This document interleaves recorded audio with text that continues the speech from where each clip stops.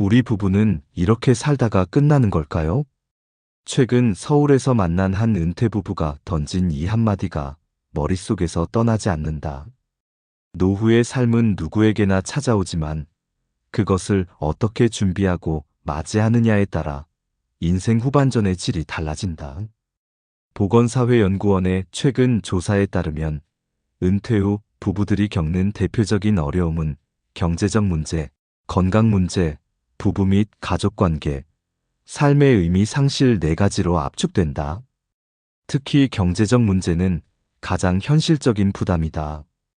국민연금과 저축만으로는 한 달 평균 생활비인 200만 300만 원을 감당하기 어려운 경우가 많다. 대기업에서 30년간 근무한 황기수 씨도 은퇴 후 매달 받는 국민연금 180만 원으로는 아파트 관리비와 의료비를 제외하고 나면 생활비가 턱없이 부족하다고 토로했다. 2. 노후를 준비하지 못한 부부들의 공통점. 많은 부부들이 은퇴를 맞이하며 비슷한 문제에 직면한다. 자녀 결혼자금 지원과 예상치 못한 의료비로 인해 모아둔 저축이 바닥나는 경우, 급격히 늘어난 부부만의 시간이 오히려 갈등을 초래하는 경우, 삶의 목표를 잃고 무기력감과 우울감을 겪는 경우 등이 그것이다. 그러나 희망이 없는 것은 아니다.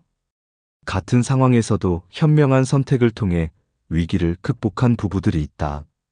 오늘은 그들의 이야기를 통해 어떻게 이 어려움을 극복할 수 있는지 살펴보려고 한다. 끝까지 함께 한다면 여러분의 인생 후반전이 훨씬 더 밝아질 것이다. 은퇴 후 경제적 문제 해결 방법. 1. 예상보다 부족한 소득. 대부분의 은퇴 부부들은 국민연금과 퇴직금으로 노후를 준비하지만 실제 생활비를 감당하기에는 턱없이 부족한 경우가 많다. 부산에서 만난 박미영 씨 부부는 30년 넘게 자영업을 하며 안정적인 수입을 얻었지만 국민연금에 가입하지 않았던 것이 문제였다. 장사할 때는 돈이 있었지만 자녀 결혼 비용으로 가계 권리금을 모두 사용하고 나니 은퇴 후 생활이 막막했다. 직장인들도 사정은 크게 다르지 않다. 많은 이들이 은퇴 후 연금이 생각보다 적다는 사실을 뒤늦게 깨닫는다.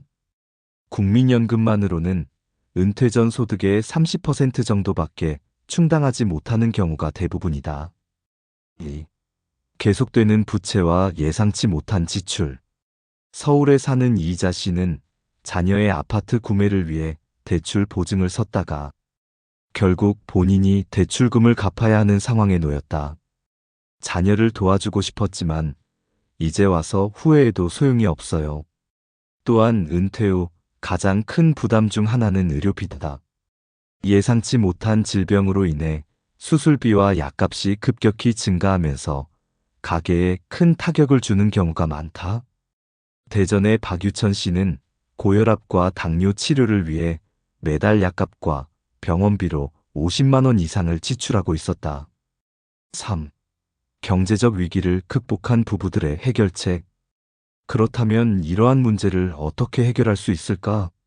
몇몇 부부들은 창의적인 방법을 통해 안정적인 노후 소득을 마련하는 데 성공했다. 1. 다양한 수입원 확보. 분당에 사는 정은철 씨는 은퇴 전부터 소득원을 최소 3개 이상 만들겠다는 목표를 세웠다. 현재 그는 국민연금 80만 원, 주택연금 120만 원, 취미로 시작한 도자기 공방에서 150만 원의 월 수입을 벌고 있다. 처음엔 단순히 취미였어요. 하지만 점점 배우는 재미를 느끼면서 판매까지 하게 되었죠. 하고 싶은 일을 하면서도 수입이 생기니 삶의 만족도가 높아졌어요. 이 부동산 임대 수입. 광주의 박동희 씨는 퇴직금으로 작은 오피스텔 2채를 매입해 매달 280만 원의 임대료를 받고 있다. 은행 이자만으로는 생활이 어려울 것 같아서 퇴직금을 부동산에 투자했어요. 지금은 매달 임대료가 나오니 생활이 안정됐어요. 3개인 연금 가입. 대전의 이윤경 씨는 은퇴 전부터 꾸준히 개인연금에 가입해 매달 140만 원의 연금을 받고 있다. 20년 전부터 매달 50만 원씩 개인연금에 넣었어요. 그때는 빠듯했지만 지금 와서 보니 정말 잘한 선택이었어요. 국민연금과 합하면 노후 생활이 크게 걱정되진 않아요. 사철저한 지출 관리. 경제적 안정을 위해서는 수입뿐만 아니라 지출 관리도 필수적이다. 위의 사례자들은 모두 고정 지출을 유지하면서 변동 지출을 최소화하는 전략을 사용하고 있다. 식비와 의료비는 절대 줄이지 않는다. 불필요한 쇼핑이나 과도한 여행 경비를 줄인다. 생활비의 3배 이상을 비상금으로 마련해 둔다. 이처럼 경제적 어려움을 극복한 부부들의 공통점은 다양한 수입원 확보와 현명한 지출 관리에 있었다. 은퇴 후 건강과 의료비 문제 해결 방법. 1. 갑작스러운 질병과 의료비 부담. 은퇴 후 가장 두려운 것 중 하나는 예상치 못한 질병이다. 인천에 사는 김이나 씨는 남편이 갑자기 뇌출혈로 쓰러졌던 경험을 털어놓았다. 다행히 수술은 성공적이었지만 병원비가 3천만 원이나 나왔어요. 보험도 없어서 결국 적금을 깨고 자녀들에게까지 손을 벌려야 했죠. 이처럼 큰 병에 걸리면 단기간에 수천만 원의 병원비가 발생할 수 있다. 65세 이상 노인의 월 평균 의료비는 40만 원을 넘으며 치매나 암 같은 중증 질환에 걸릴 경우 치료비가 1억 원 이상 들어가는 경우도 많다. 대전의 박유천 씨는 고혈압과 당뇨를 동시에 앓고 있어 매달 약값만 30만 원이 넘는다고 한다. 병원비까지 합하면 한 달에 50만 원이 넘게 들어가요. 은퇴 후에는 이런 비용이 너무 부담스러워요. 2. 의료비 부담을 줄이기 위한 해결책. 1. 예방 중심의 건강관리. 일산에 사는 강경태 씨 부부는 72세지만 또래보다 훨씬 건강하고 활기찬 생활을 하고 있다. 그들의 건강 비결은 바로 미리 예방하는 생활 습관이다. 매일 아침 6시에 일어나 1시간 동안 공원에서 걷기. 점심 후 수영장에서 수중 걷기 운동. 저녁에는 동네 탁구장에서 탁구 치기. 처음에는 힘들었지만 이제는 운동을 안 하면 오히려 몸이 더 불편해요. 운동 덕분에 병원 갈 일이 거의 없어요. 이 체계적인 의료비 관리. 부산의 김은영 씨 부부는 은퇴 후 텃밭 가꾸기를 통해 건강을 지키고 의료비를 절감하고 있다. 무농약 채소를 직접 길러 먹으니 건강에도 좋고 몸을 움직이니 운동도 돼요. 병원에 갈 일이 줄어드니 의료비 부담도 훨씬 적어졌어요. 대구의 박성현 씨 부부는 병원을 이용할 때 단계별로 계획을 세운다. 감기 같은 가벼운 증상은 동네 의원 이용. 정기 검진은 중형병원에서, 큰 수술이 필요할 때만 대학병원 이용. 이처럼 의료비를 절약하는 전략을 세우면 불필요한 지출을 줄일 수 있다. 3. 실손보험과 정기검진 활용. 건강을 지키는 또 다른 방법은 미리 보험을 준비하고 정기적인 건강검진을 받는 것이다. 젊을 때부터 실손보험과 암보험 가입. 정기검진을 통해 질병을 조기에 발견하고 치료. 보험료가 부담되긴 했지만 지금 생각해보면 정말 잘한 선택이었어요. 큰 병이 생겼을 때 치료비 걱정 없이 병원에 갈 수 있거든요. 강경태 씨 부부. 3. 건강한 노후를 위한 실천 방법. 매일 30분 이상 꾸준한 운동을 한다. 정기 건강검진을 받으며 예방 중심의 건강관리를 한다. 의료비를 절약할 수 있도록 병원 이용 계획을 세운다. 실손보험, 암보험 등 꼭 필요한 보험에 가입한다. 식습관을 개선하여 건강한 음식을 섭취한다. 이처럼 건강을 지키고 의료비 부담을 줄이는 것이 안정적인 노후 생활의 핵심 요소다. 은퇴 후 부부 및 자녀와의 관계 개선 방법. 1. 은퇴 후 부부 갈등의 원인. 은퇴 후에는 부부가 함께 보내는 시간이 급격히 늘어난다. 하지만 이 시간이 꼭 행복한 것만은 아니다. 수원에 사는 장정옥 씨는 이렇게 말했다. 남편이 직장 다닐 때는 바빠서 얼굴 볼 시간도 없었는데 은퇴 후에는 하루 종일 같이 있다 보니 사소한 일로 부딪힐 때가 많아요.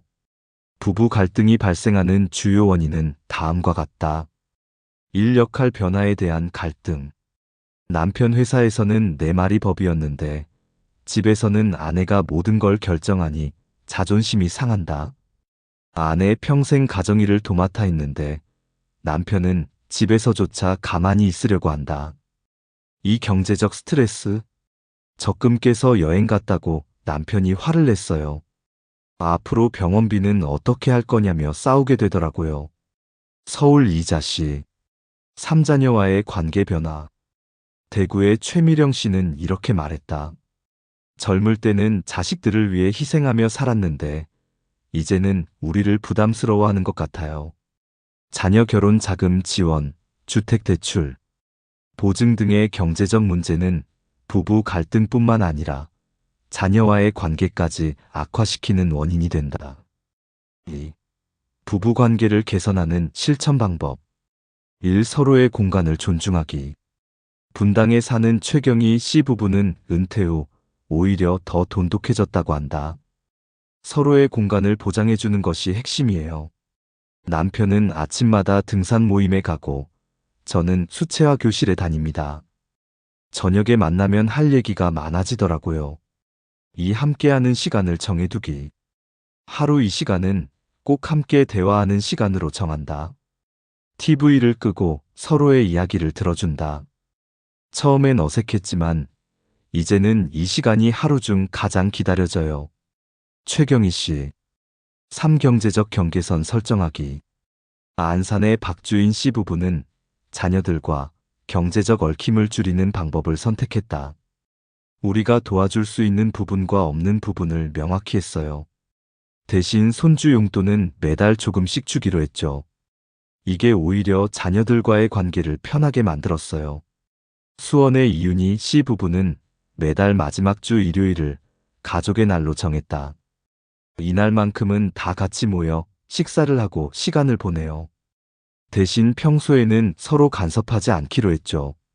이처럼 적절한 거리두기와 규칙 만들기는 부부 관계와 자녀 관계를 개선하는 중요한 방법이다. 3. 관계를 돈독하게 하는 실천 방법. 부부간 적절한 개인 시간을 확보한다. 하루 이 시간은 부부가 함께하는 시간을 만든다. 자녀와의 경제적 경계를 명확히 설정한다. 한 달에 한 번 가족 모임을 갖는다. 부부 공동 프로젝트 텃밭 가꾸기, 여행 계획 등을 만들어 함께한다. 이처럼 부부와 자녀 관계를 개선하면 은퇴 후에도 행복하고 안정적인 생활을 이어갈 수 있다. 다음 은퇴 후 삶의 의미와 행복을 찾는 방법. 은퇴 후 삶의 의미와 행복을 찾는 방법. 1. 은퇴 후 공허함과 우울감. 은퇴 후 많은 이들이 기대했던 것과 다른 현실에 직면한다. 용인에 사는 김민수 씨는 이렇게 말했다.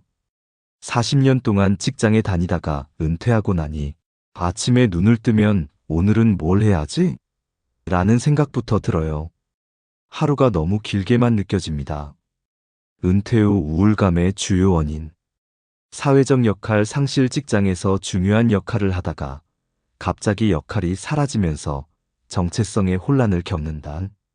인생 후반부에 대한 준비 부족. 열심히 일하고 돈 모으는 것만 생각했지 정작 노후에 뭘 하고 살지는 생각도 못했어요.